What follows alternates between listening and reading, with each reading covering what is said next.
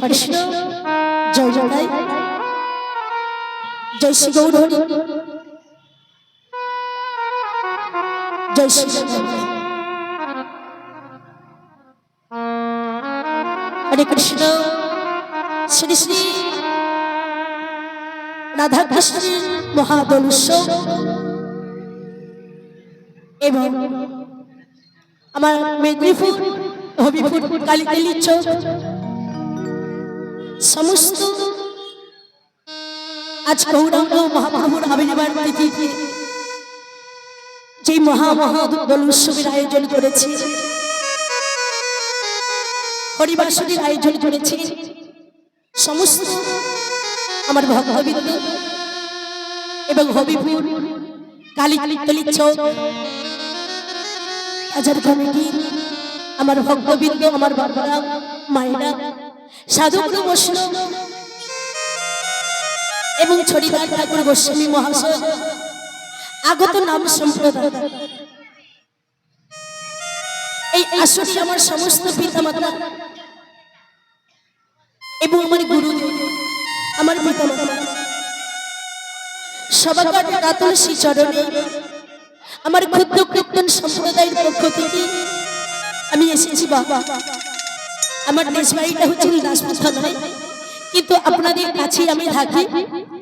আপনাদের বাড়ির মেয়ে, আপনাদের ঘরের মেয়ে, কিন্তু আমার নাম মৌসুমী সামল। আমার ক্ষুদ্র কীর্তন সম্প্রদায় এবং আমি আপনাদের সেবকার শ্রী রাধা শ্রী চরণে অনন্ত অনন্ত কোটি দণ্ডপদ, অনন্ত অনন্ত কোটি প্রণাম। হে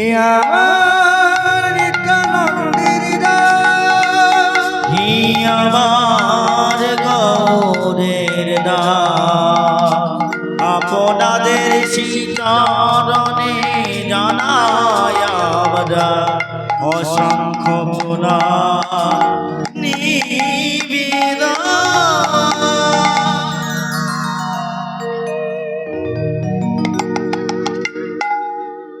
দেখুন, এখানে আমার অনেক দিদি ভাই, দাদা ভাই,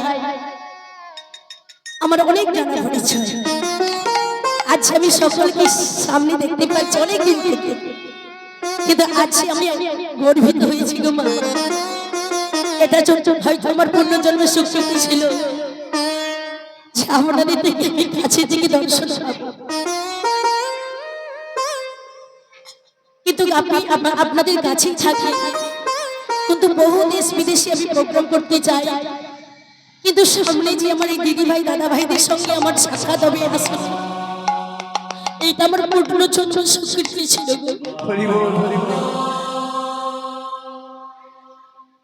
তাই সরকারের চরণে আশীর্বাদ প্রণাম জানাই। সবাই আমায় একটি আশীর্বাদ করবেন। এই ভগবানের অপ্রাকৃত অনন্ত কৃষ্ণ প্রধামিত আস্বাদন করতে হয় তো আমার অনেক অনেক ভুল ভুল হবে। আপনাদের বাড়ির মেয়ে মনে করি, ছোট্ট বোন মনে করি, আমাকে ভুল ত্রুটি মার্জনা করেন। আপনারা আশীর্বাদ করবেন।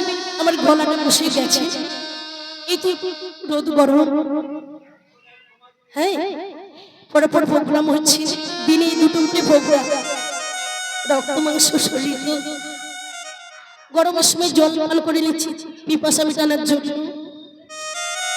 গলাটা একটু ডিস্টার্ব আছে, আশীর্বাদ করবেন। আপনাদের যদি আশীর্বাদ থাকে, ভক্তির আশীর্বাদ না হলে ভগবানের গুণকীর্তন হয় না।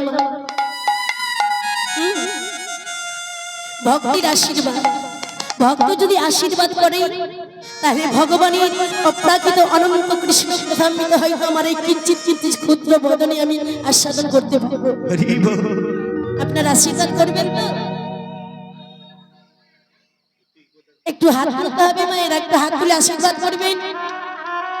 হ্যাঁ, দিদি ভাইরা আশীর্বাদ করবেন, বাবারা আশীর্বাদ করবেন।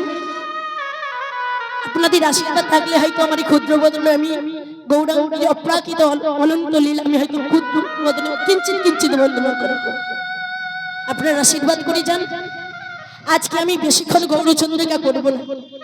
আসার পরে দাদা ভাইরা বলছেন যে দিদি ভাইদিকে একটু নাচাতে হবে।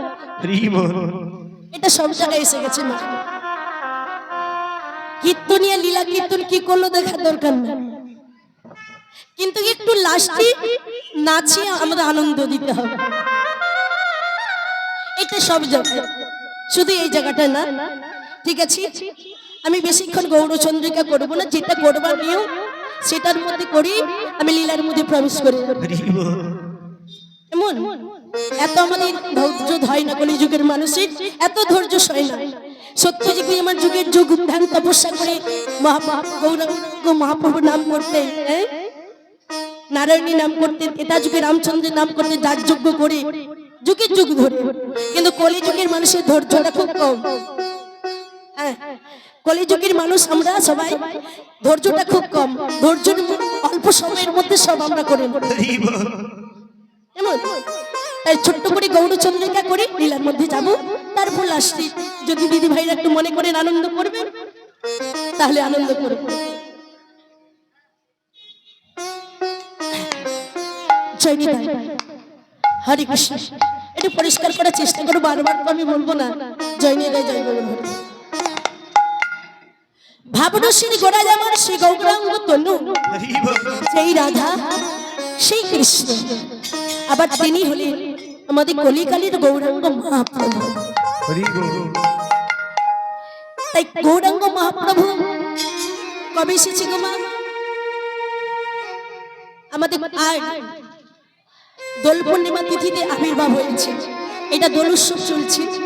এই গতকাল, তার আগের দিন গেছে নেরাপোড়া হোলি, গতকাল গেল দোল, আজকে তারপরে। তাহলে হোলি পূর্ণিমার দিন, হোলির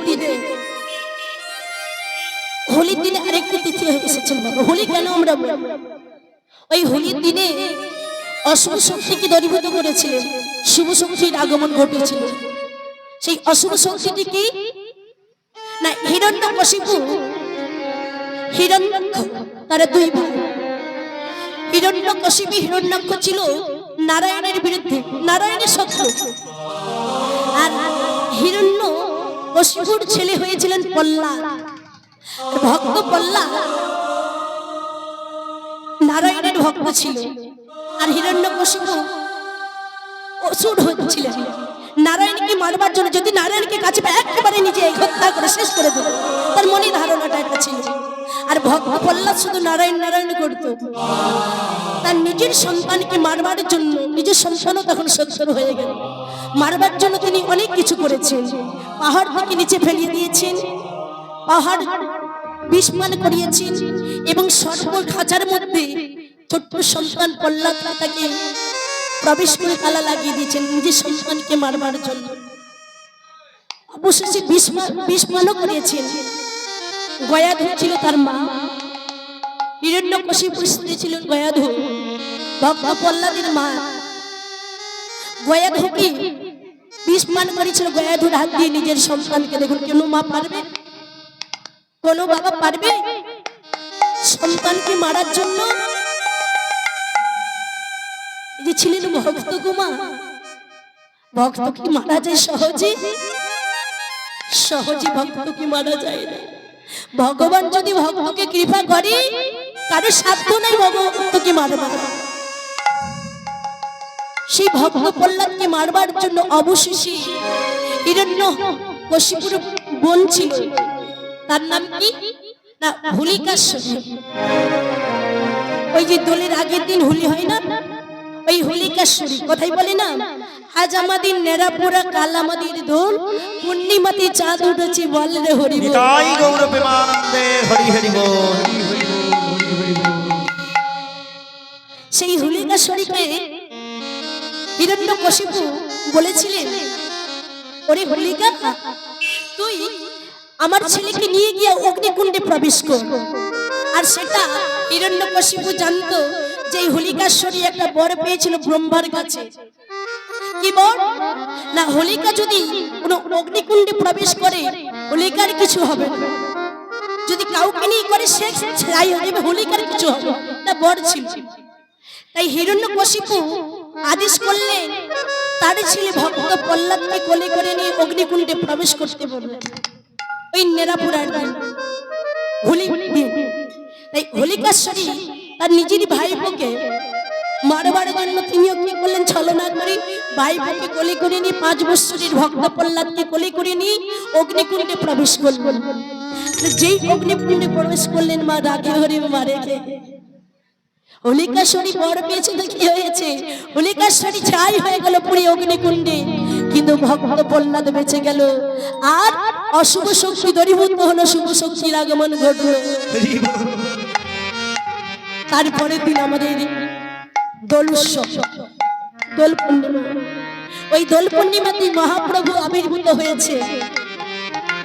যেই দিন মহাপ্রভু আবির্ভূত হলেন দোল পূর্ণিমা তিথিতে গতকাল, সেই দিন প্রথম আমরা যে কীর্তনীয়রা নরোত্তম দাস ঠাকুরের পদগুলো গাই না, ওই নরোত্তম দাস ঠাকুর প্রথম বাংলাদেশি খেজুরি গ্রামে নামে কীর্তন প্রচার করেছিলেন ফার্স্ট।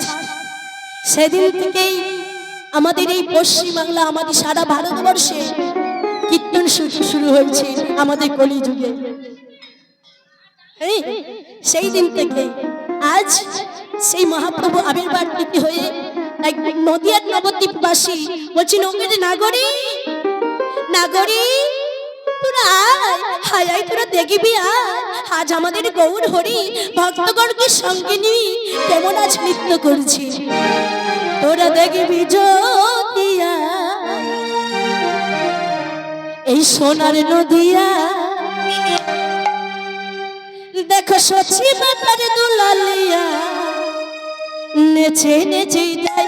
ওরা দেখবি যদি আয় সোনার নদিয়ায়, সতী মায়ের দুলালিয়া নেচে নেচে যায়। কোন দেখবি যদি আয় এই সোনার নদিয়ায়, ওই সতী মায়ের দুলালিয়া নেচে নেচে যায়।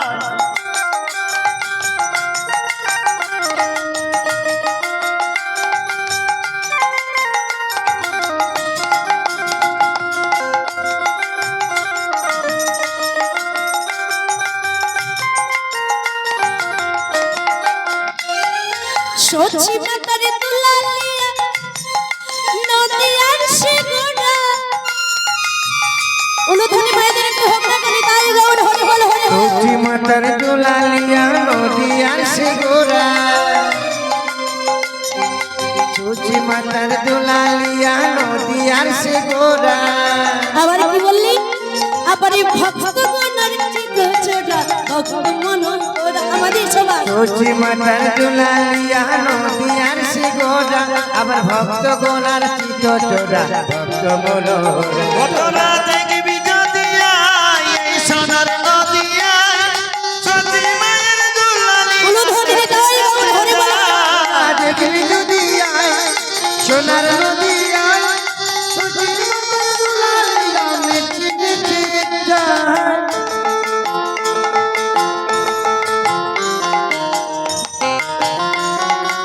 তালে তালে সবাই।